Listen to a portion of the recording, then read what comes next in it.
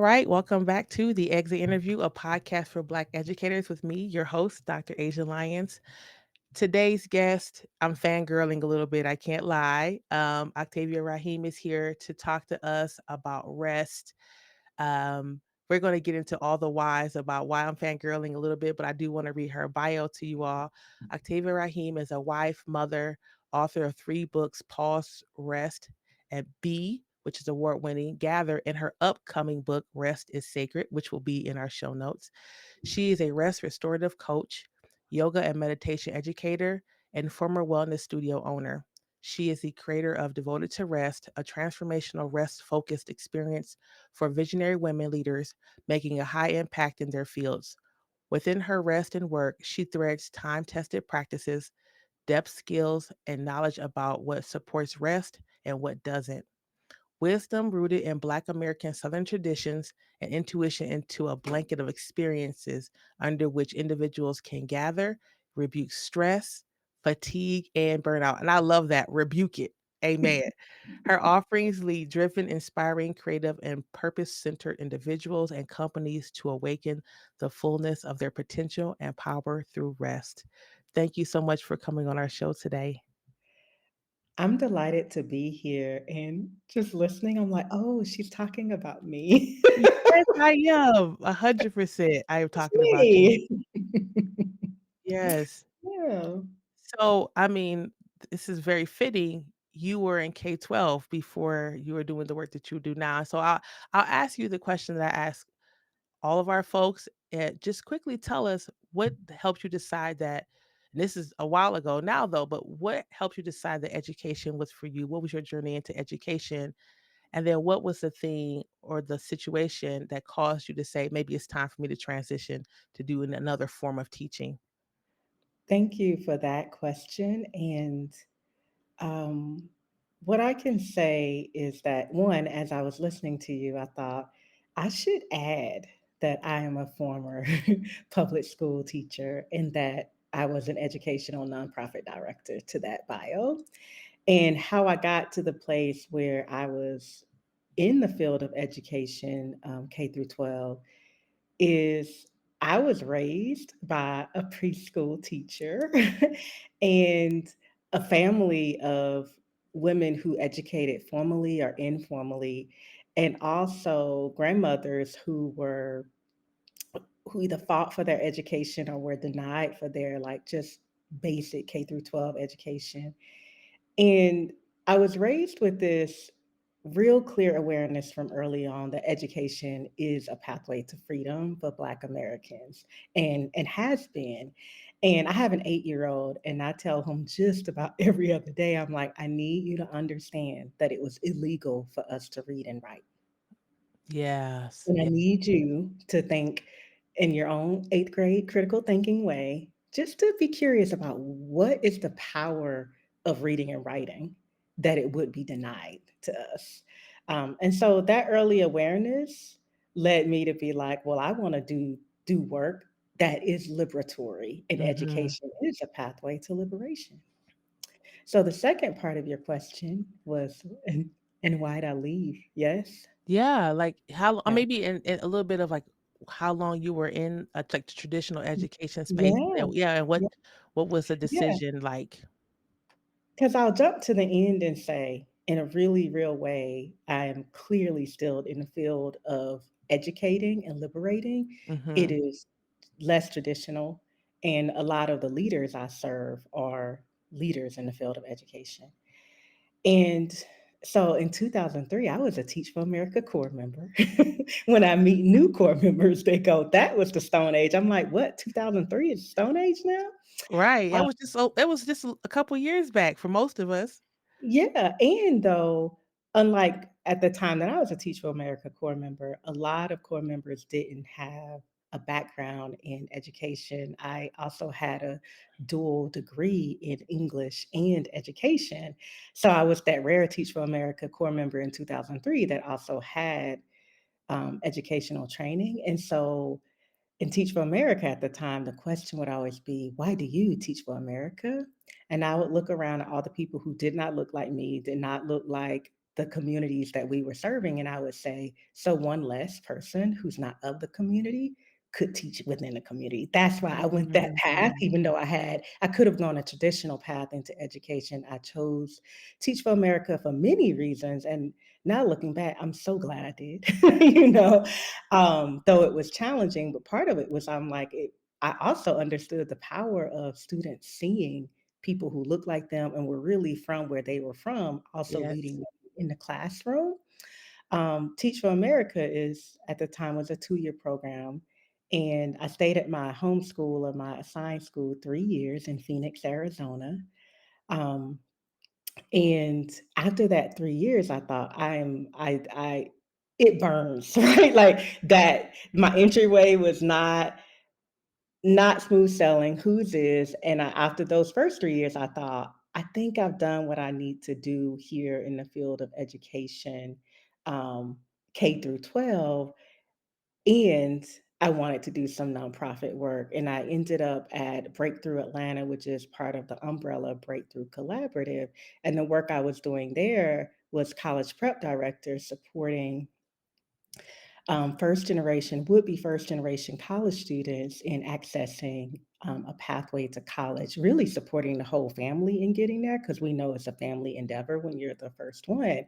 And that work was deeply important to me because I'm a first generation college student. Right. My mom was a preschool educator with an associate's degree. Right. She didn't have Mhm. degree. And I had one cousin whose whole name I must say, Tracy Dion Norman, who was the first person in my maternal family that I saw go to college, and he had gone to Savannah State College. And so that work of doing college prep, um, educational work and development work and supporting whole families and getting the child there was personal to me. I was like, this is personal because I know what it means to be first generation. And now I know what it means to work for a nonprofit that is under-resourced, underfunded, and kinda chews people up and can spit them out, right? Yes. And I'm not saying like that nonprofit is the only one that does that. As part of the nonprofit industrial complex. Often, they can operate like that, right? It's a systemic issue. It's not where we can Mhm. point a finger at one thing and be like, that thing has the problem." It's a systemic issue. So from after doing that work, I missed the classroom. Nonprofit educational work made me go, I missed the classroom. And I was managing adults in that directorship role, and I really missed the student touch part of being in the classroom. And so Yes. I ended up back in the classroom for 5 more years teaching middle school, which till they are still my favorite people to teach, my favorite young people to teach. And so, all in all, that was about 10 years of devotion to the field of education in the classroom and then nonprofit directorship.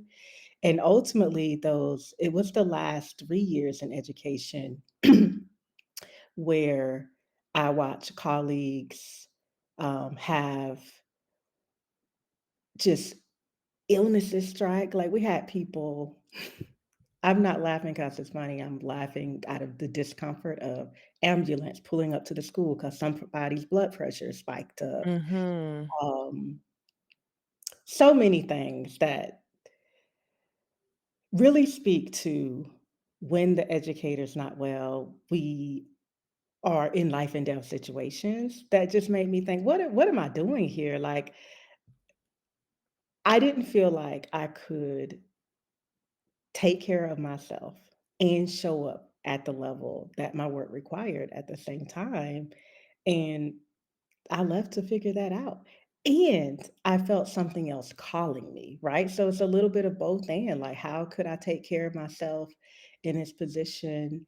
And I also was simultaneously being deeply called into creating spaces for well being, introspection, just somatic care on a different level, right?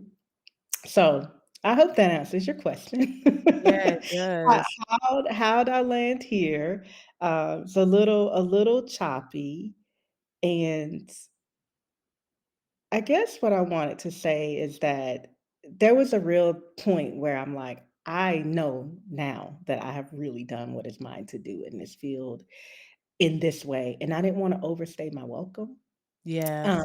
and teaching middle school, I was often telling them, like, inviting them into dreaming and dreaming big and not shrinking themselves and not denying their desires and just this kind of stay within your imagination and then go out and make it this like everything I was teaching them started to work on me. And Yes. I think educational work is deep work, it's expansive work, it is vast, it is noble. And for me, teaching and delivering these messages to my students made me realize that it was no longer those things for me. I'm saying it this way because I want to be clear that I don't think um, it's not small work, right? It doesn't mean you're shrinking if you stay. For me, my time had come and it was time to go. Um, Thank yeah, you. you're Thank you for welcome. sharing that. There's so many pieces, little nuggets I wanted to talk about in that conversation. And I think the first thing is, like you said, seeing people in ambulances leaving schools, right? A lot of times on our podcast, folks talk about not necessarily that situation, but crying in their car, feeling like they're going to have a heart attack, just like overeating, over drinking, just really being dysregulated in their body, Yeah, because the work is so hard. And not just the work of teaching, but that thick layer of racism and sexism on top of that for many of us, right? And so this idea of stepping back and saying, I don't want that to be me, and saying I've served my community well in this capacity and it's time to that's move right. on. I think it's so wise because not I don't know how many folks um have this conversation with themselves versus like I want to retire and stick it out, right? If I just want to do the 30 years or the 40 years instead of saying, I think I'm done and then actually being done. Yeah. Yeah, and I love that you said, and shout out to first of all, shout out to middle school educators. I taught middle school math to sixth graders for 6 years, and I will not my license nor my patience will let me go beyond sixth grade, right? And so I love that you said that you were talking to your students about the dreaming and about like the ways that they need to change, shift their mindset or expand their mindset and how it's working on you. And I think this is a great transition to this conversation of Mhm. w- from the classroom and from the nonprofit space back to the classroom. You've done a lot of different things, but all around this, like you said, this healing and wellness practice. Tell us what that journey was like afterwards and what you're doing now. Mhm, mhm, mhm. So, one thing I wanna say is that the journeys were, happening simultaneously.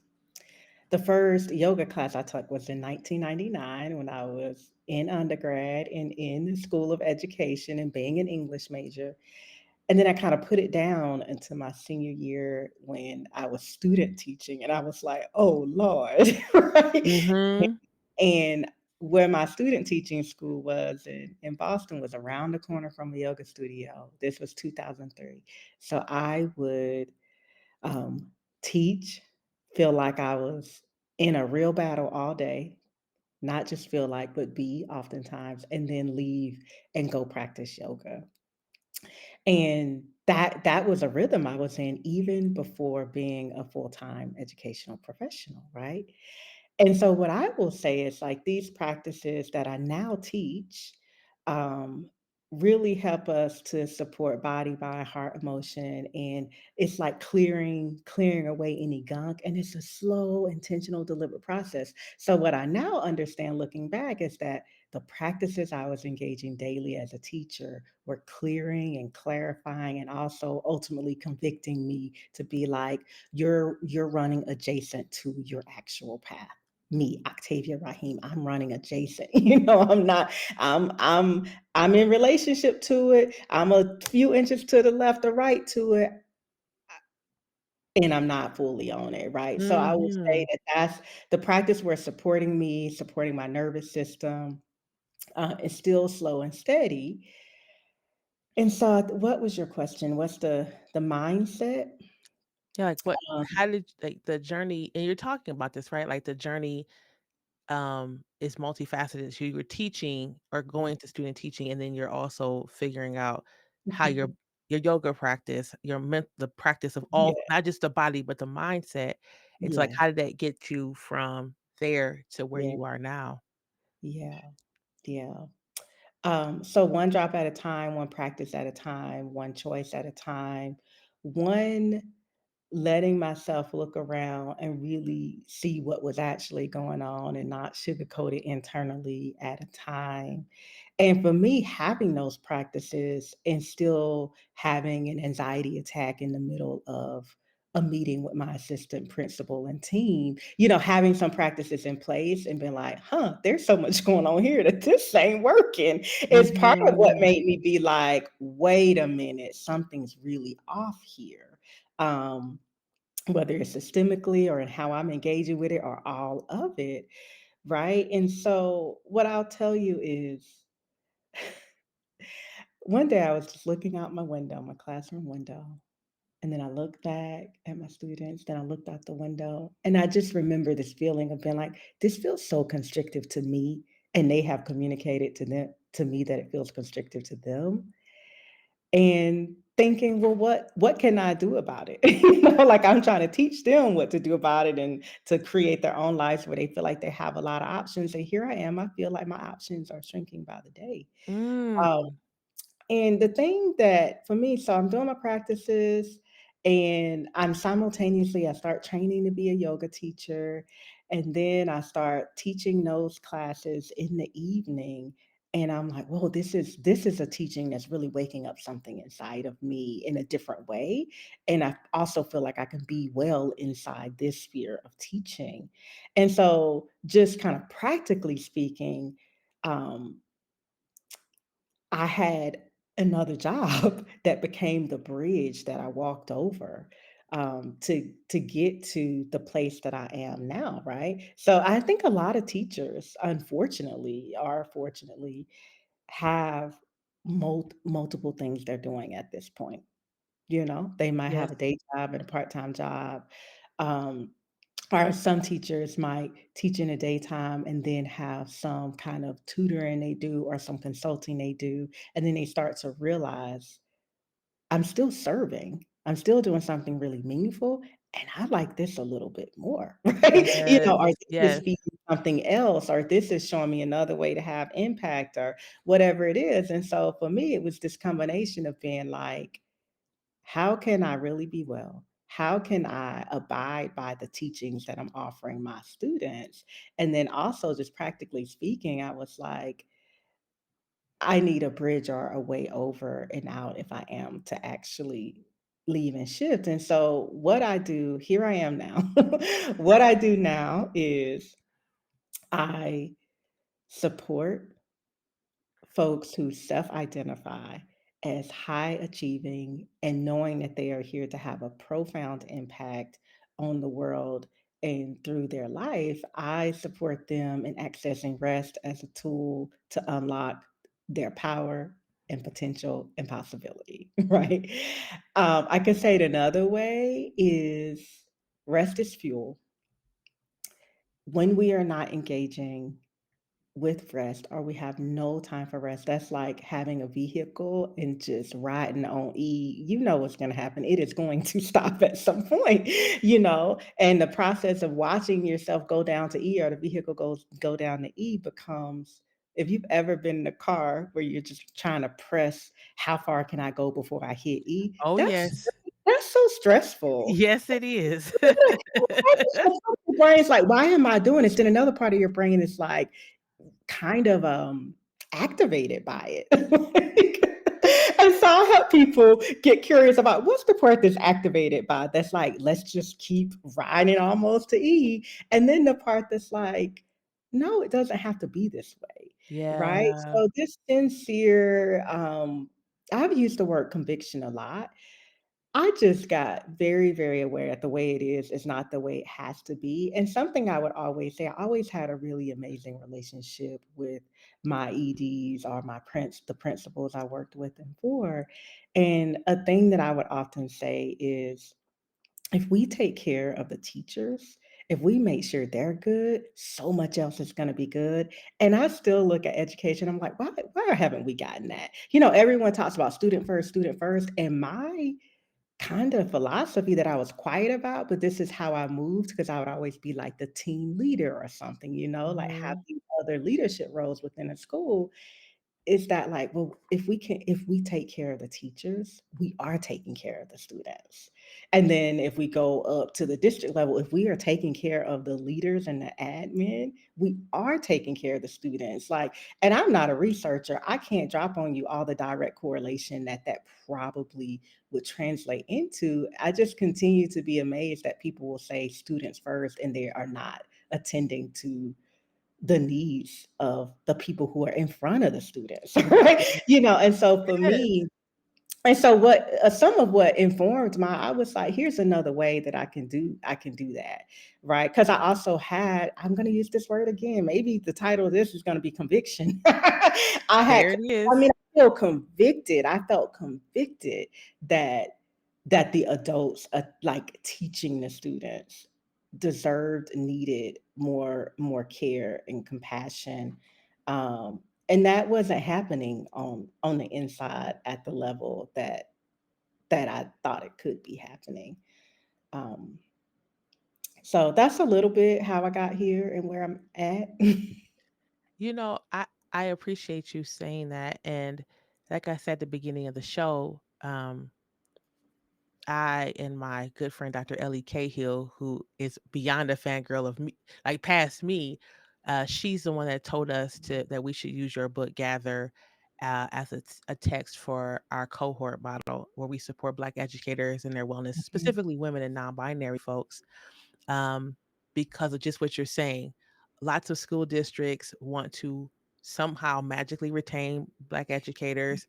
They recruit, and then that's it. And then we spend a lot of money and time and focus on student outcomes and not taking the teacher into account. And so, Mm, what we found is in our work with these mostly Black women here in the Denver metro area is that there is a lot of just strong desire to be with the students, to focus on the students, to love on the students, and at the same time, in the background, they are falling apart, right? And they're trying to hold it together, and they're not experiencing rest.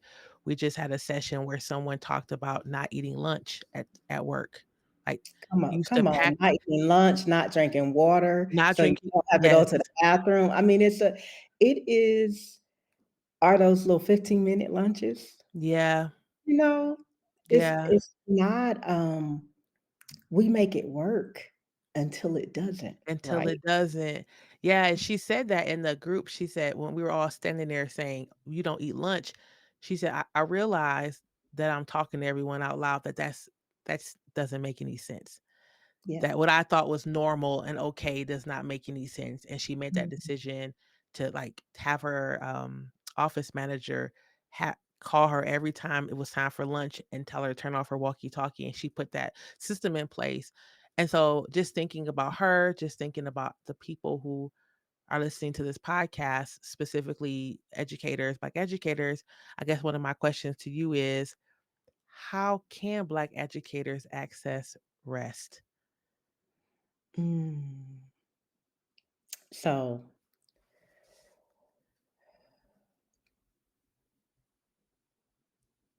that's how we access rest. We first start to build a relationship with the pause because that's the scaffold. You know what I'm saying?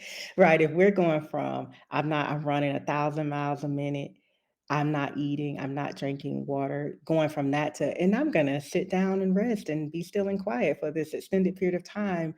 As educators, we understand that gap, that leap is too much. How do we fill the gap slowly? Is first, what is your relationship with the pause? There's a pause between each word spoken, there's a pause between each breath.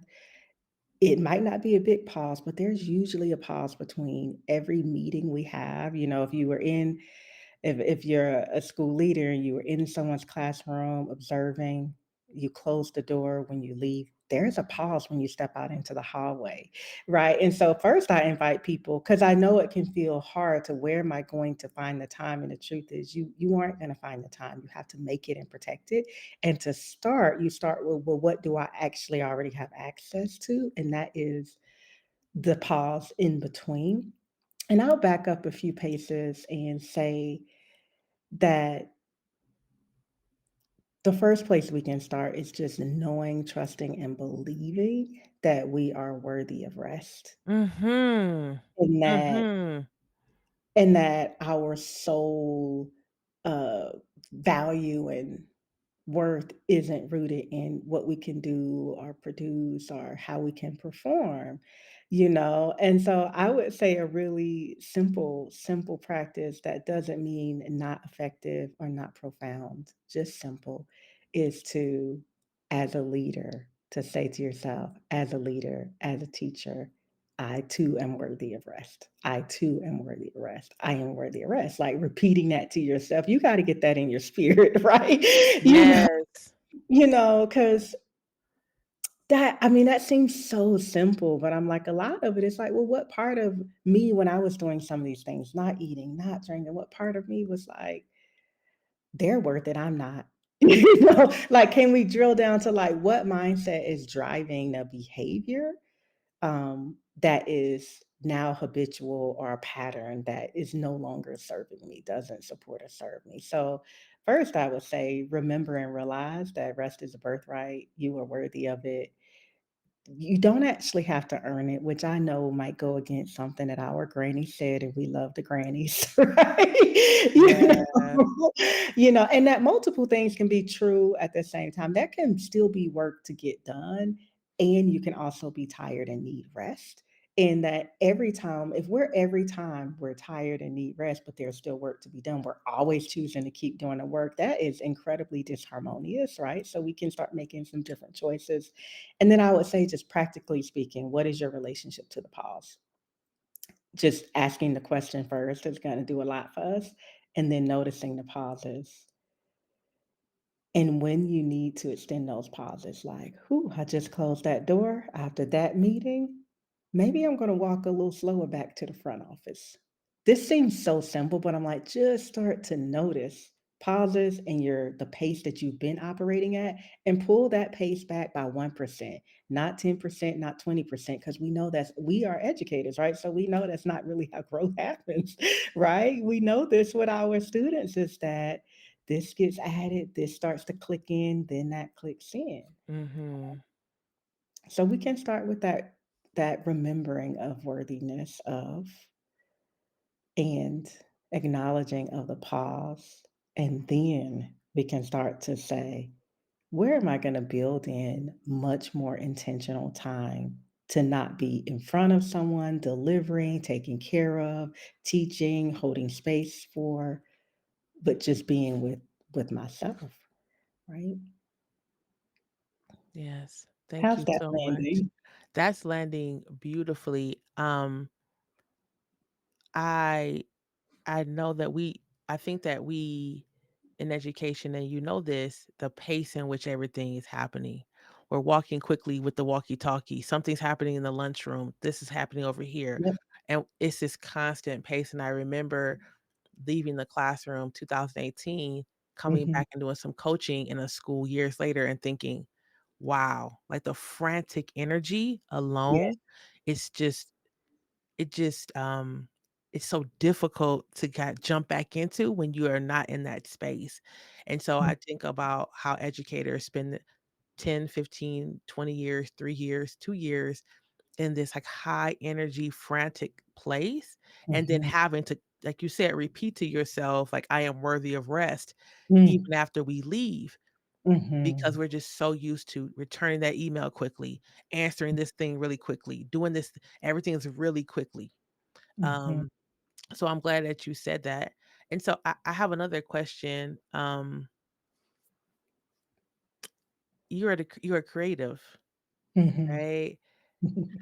How have you seen your work, or how can creativity, and I'm talking about educators in general, but folks too, everyone, how can creativity help us in our rest practice? And how has it helped you in your rest practice? Mm. So I'm going to turn the question inside out a little bit. Okay. My rest fuels and makes space for creativity to emerge. And then to answer your question, the creativity helps us to, because we're going to have to be subversive about taking back our time and creating space for rest, or just shifting out of that frenetic pace. Hmm. Right? So the both end of it, right? So I've written 3 books in 3 years while being a wife, a mother, a business owner, and, shifting from an in-person yoga studio that I own to, like, all these things have happened, lots of pivots, and Yes. I've written 3 books, and sometimes people are like, "Well, how?" 'Cause in this one level, I'm like, for 1.5 of those years, my son was at home sitting with his computer, you know, Hmm. and my practice would be rest for 15 minutes. Right. Right. Really simple, Mm. really simple. Like, and sometimes people, writers will go like, give me some tips. How can I? And I'm like, well, I rest, but really my daily consistent rest practice is only 12 minutes. When I'm in a season of much more output in the external world, I actually rest more, not less. So that's one of my hacks. Is like, when much is required of me, I don't give myself less, I give myself more. And this is why I can show, like, I deeply value showing up 10 toes down and really fully present for anyone I'm engaging with or holding space for or working with. And for me, it's just realizing, like, well, what is required of me to not be showing up in a half full vessel, being dried out, being, scraping down in the bottom of my cup to give you whatever crumbs are left. I want to give from my overflow. And so that's just to say, like, just a little bit of spaciousness really allows creativity. Has long legs, right? You can't cram it into some place and expect it to be generative or to really come and be of service or in partnership with you. And I'm talking about creativity like a person because I kind of experience it. Like, this gonna be out there maybe for some, but just like as like an energy that it's like, well, how do I tend to my creative relationship? Part of that is make room for it. Rest helps me do that. And then how I use creativity to support my rest practices, I will maneuver and find time. I always say, like, us Black folks, we come from a lineage of, you can complete the statement, find a way or make one. Make And a I'm way. like, well, Yes. yes, or make a way. So I use that formidable lineage of make a way to, okay, I'm gonna make a way for this rest. I'm gonna make a way for this well-being. Let us make a way for this healing um, to occur. Because also the other thing within education and whatever field that someone works in, a lens that I apply to it when I'm resting with them is, what most of us are doing in our work is answering the question of, like, what can I heal? Right? Like when we're like, Mm. I'm solving for X, right? For me, and it's through the lens of my work, and I will offer that. It's just like, well, what, like, education, being in there with the young people, being in there with each other, I'm like, this is healing work for our communities. And that is how I saw it early on. It's liberatory work and it's healing work. And now I've just gotten more, I'll say, like, woo-woo about, like, this is really healing work that we doing up in here. Yes. And so that was just to say that spirit of make a way, we have got to start to engage that essence to support us in being well, because literally no one else is going to do it. And this is not a stretch to say educators are losing, like, people are dying. Like, Yes. and becoming critically ill, and I'm not blaming the person at all. There has to be systemic accountability, and then it's like, what do we need to do to take care of ourselves and each other? Um, and for some of us, that means we're going to stay and figure out how to be well and get better inside the staying. And for some of us, we're going to leave and find another way to serve and be well and keep the healing going and be whole. So to answer the question you lifted up, rest supports creativity, and then creativity is also needed. We got to look at the calendar and get real creative. I'm gonna move this over here, shift that over Yes. there, it's like that. Like we know how to make a way. We know how to make a way. Remember that we are worthy and let us make a way to rest. And then hold each other accountable in that too. Um, yeah. So I think that answered your question. Yeah, that was beautiful. I have one more question for you. What's been bringing you joy these days? What's been bringing me joy? You know, my son, having an 8-year-old, these people, he is so funny. I just returned from leading a rest and right retreat and just with Black, Indigenous women and non binary folks of color. And Imma tell you, watching a room full of grown folks lay down, snuggle up in blankets brings me so much joy. Like, Yes. like, I guess people who, like, bake cookies and pies when they see you bite into it and they're like, "Yes, you enjoy it." Like, holding space for us to rest, it just my soul says yes to that. Um, Morning tea and coffee with my partner, and I have a new book coming out. It's called Rest is Sacred. Yes.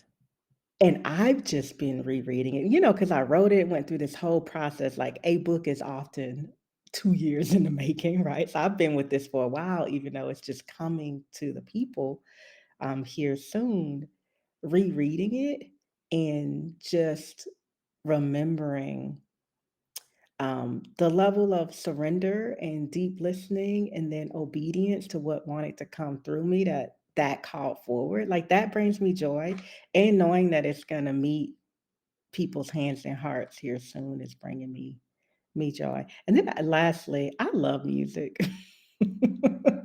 I love music, and I just went to this Wynton Marsalis concert, and Mm. when I tell you it was transcendent, and I can still, this was maybe a month ago, I can still hear the music like in my ears and in my, Yes. and that jazz concert has brought me so much joy. And then just now going back to listen to his work that I've like been in the room with him because I'd never been to a Wynton Marsalis concert. That is bringing me joy. I could go on and on with what is bringing me joy. What I will say is that resting and the awakening that comes from that practice to like who I am and who I'm here to be is what is really the portal to me being able to have capacity to feel joy and hold that joy. And then also attending to my grief, there's a lot of personal loss and collective loss that has been happening. And rest has been a place for me to attend to my grief. And then when I'm up out of that place of resting, to be more awake to my joy as a result of it. Um, so I want to say that because as I'm listing all the joys, I'm like, wow, I don't think I could have done this a few years ago. Yes. And I know that because I have a really amazing Black and Indigenous woman somatic therapist, and we started working together in 2020. A lot of people might have started working with someone in 2020. Yeah, probably. Just to be really transparent. And one of her first questions was, "What is bringing you joy?" And I was like, "What kind of question is that in this moment in time?" And we have shifted. We're not in an acute pandemic and all of that. And yet, since 2020, it's been popping off. And I actually still have an answer for what's bringing me joy now. And I didn't have an answer then, right? And I'm like, Mm, that's a yes. direct result of the inner work and the rest. Um, Helps me be regulated enough to feel joy. Well, folks, Are we ending right there? We're gonna end it right there. I don't have nothing else to say, but thank Well, you I so. don't Oh, Dr. Asia, uh-huh. I don't have anything to say, and you can tell me if this resonates with you a lot or not. I would like to invite people into a 1-minute rest practice. Oh, yes, please. Okay. And I say 1 minute, and I'm gonna watch the clock for it to be around 60 seconds to 90 seconds, right? Okay. So that we can feel this in our bodies and we can go ahead and dispel the lie that we don't have time to rest, and that like a small dose of it can't do something for us. So if people can um, begin to notice their bodies wherever they are. And if you're in a place to open, keep your eyes closed or close them, you can. If not, you keep your eyes open and you notice your body, and you notice what's beneath your body, like the chair or the couch, or if you're standing, just the floor. You soften your elbows and shoulders, release any gripping in your toes and your hands, and then notice your breath. And noticing your breath isn't changing the breath, it's just noticing that you're inhaling and noticing that you're exhaling. Noticing that you're inhaling and noticing that you're exhaling. And the next time you inhale, let this be the fullest breath you've taken all day if it feels right for you. And when you exhale, exhale with a sigh.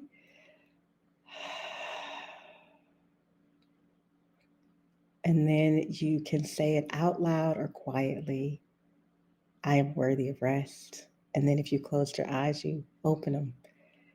And if your eyes are already open, you just look around and notice what you notice, and notice if anything shifted from that moment of rest.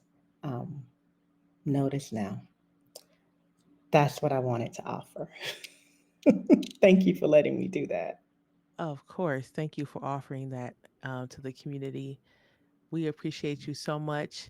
We're going to have information about your new book coming out on our show notes. Folks, rest is it's crucial. It's needed. It's imperative.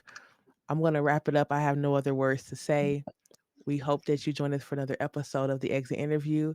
You all have a blessed rest of your day. Peace.